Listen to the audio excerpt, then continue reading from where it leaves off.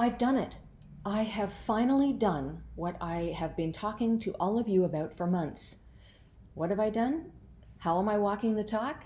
Stay tuned and find out. We're also going to talk on today's show about the upcoming holiday period, and there are some things I want to point out to you. My name is Karen Brown. I'm the publisher and editor of The Oldish, and it is my pleasure, as always, to welcome you here with us today. Now, what is it that I've done? I've moved. I have sold my 2,000 square foot house, which I no longer need. My kids are grown and gone, and I have moved into an apartment. Let me tell you, 5 trips to the hospital rummage sale. My kids took a bunch of stuff home with them at our Canadian Thanksgiving weekend. I threw out all kinds of stuff. My neighbor has a trailer, and so we piled the trailer and off it went to the landfill with stuff that nobody wanted or was broken. I gave so much other stuff away to people, and I still have too much stuff. I have to throw away or donate or recycle somehow about a third of my clothes. I don't have enough closets anymore. I did manage to throw out a couple of pairs of shoes that I don't wear anymore. I have a lot of shoes. I'm a shoe girl. I'm a shoe girl and a purse girl. So I was able to do that. There's some redundancy in stuff that I have. You know, I have discovered in all of this that there is merit in living a minimalist life. I would encourage all of you, having been through this experience myself, even though we've talked about it before, I would encourage all of you to start purging at every opportunity, whether it's a hospital rummage sale or some other worthy organization having a rummage sale, whether it's clothing stores that take gently used secondhand clothing to sell or give away to women and men who are perhaps a bit down on their luck and needing a hand up with a nice outfit to go on job interviews. Give things to your children if they could find them useful. Donate the heck out of stuff. Really, really be mindful about stuff you're bringing in. I have a lot of friends who donated to the hospital rummage sale, but then went to the rummage sale and shopped and brought home more stuff. I didn't do that. However, I would encourage all of you to do this because although I will miss my house, and I definitely will, for sure. It closes in a couple of days, so I've been there cleaning and so forth, and it's so hollow and empty and, you know, a few little teary moments, but the feeling of being lighter is really something that I can't describe to you. You have to experience it. I'm enjoying that, and I think that a year from now, I will look back on having done this and I will think it was the very best thing I ever could have done. So go get them. If you're thinking about it, let me push you off the fence and get you on a path to considering what comes next. As we have talked about time and time again on The Oldish, in articles, on the TV show, in our Instagram posts, wherever, you have a window of opportunity. You get to make choices within that window that will help you age more successfully. Make those decisions for yourself before somebody else is charged with making those decisions. I feel like I have. And the apartment that I'm in now will do me for quite some time to come. But I still need to purge. Okay, that said, the holidays are coming up, and I really wanted to point out to all of you as you're doing your planning. I know our American neighbors to the south have their Thanksgiving coming up. So Christmas, Hanukkah, for the rest of us, all these other kinds of events are coming up. And for many people, they have family members or loved ones who will be attending these events and feasts with them who are older and have some challenges cognitively. Perhaps they have dementia, perhaps they have mobility challenges.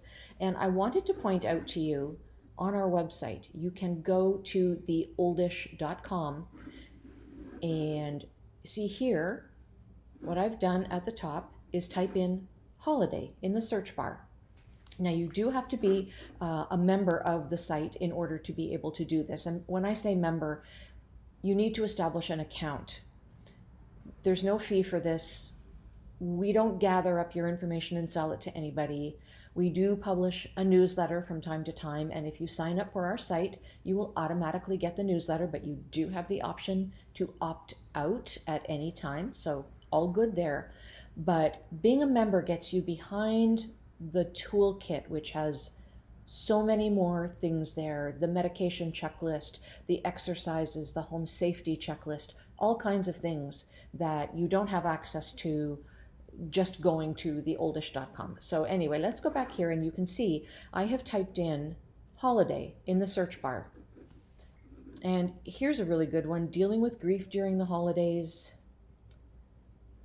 Death rates really do increase over the holidays. Tips for holiday gatherings when a loved one has dementia. That third line you can't see very well. Staying alert to holiday scams. Now, this is something I encourage you all to do, because the scammers never rest, but they do seem to ramp it up during holiday time. Holidays can be a lonely time for isolated seniors. You need to think about your neighbor or somebody at work who is maybe alone because their kids live someplace else, they can't get to them, or maybe they don't have any children. Holiday meal planning for unconventional diets. I mean, don't we all? My last few Christmases have been an interesting meal time. I have one daughter who has celiac disease. I have another daughter who's a vegetarian. I have two sons-in-law who will eat pretty much anything you put in front of them, short of bugs. They didn't really like the locust powder. I got some locust powder, which, cricket powder, not locust, cricket powder. Really good source of protein. They weren't interested in that. Okay, let's go back to our search here. Visiting family this holiday time, keep the meds up. Planning holiday visits for seniors in long-term care. Holidays can be overwhelming. There is just so much there that is worthwhile information for you to have a look at Christmas time and at Thanksgiving time and during Hanukkah or whatever holiday you celebrate. I encourage you to just go there, read some of these articles that may pertain to your family, and get some tips and tricks. We don't make this stuff up. It comes from studies and experts in the field who will give us good advice about how to cope with the holidays so that everybody has a good time and nobody gets too overwhelmed. Something else that I want to point out to you is an article we published recently. That is this one: lack of close friends harms men's health. I put this on our Facebook page, so you can find the link to it there. And, social isolation is something that is right up there in the top 3. And I believe for some people, they even call it the number 1 health crisis of our day: social isolation. And isn't it true that men, as they age, they retire from their careers, they decide what they're going to do, they work through their to-do list, and then what? If they have not cultivated close friends throughout their adult life, they can find themselves rather isolated. And that's a burden for their female partners as well, because in order for them to feel engaged, they're trailing around after you, which is fine some of the time, but sometimes you need girl time, or you just need to be on your own, and you don't always want this tight togetherness. Nice to think about, I suppose, before you retire. Wonderful when we're in our 20s and 30s and still courting, but when we get into our later 60s and 70s and 80s, it's nice to have friends of the same gender to go and do things with and just get out of the house for a while and experience something different. Men don't seem to give themselves that opportunity. So I would encourage you, if you're a female watching this, our audience is largely female, but if you're a male too, definitely encourage those male friendships.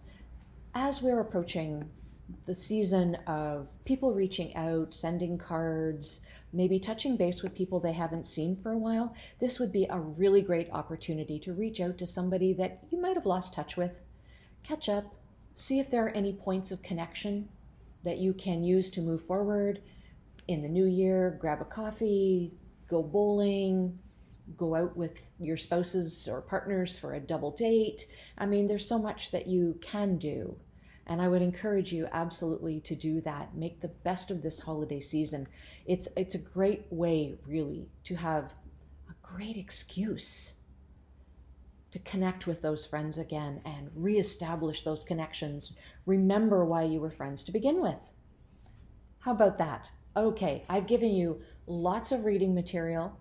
I've given you some food for thought about my move and how maybe you can occupy some time over those long winter months. For those of you who get snowed in a bit, start going through your possessions and deciding who could use what.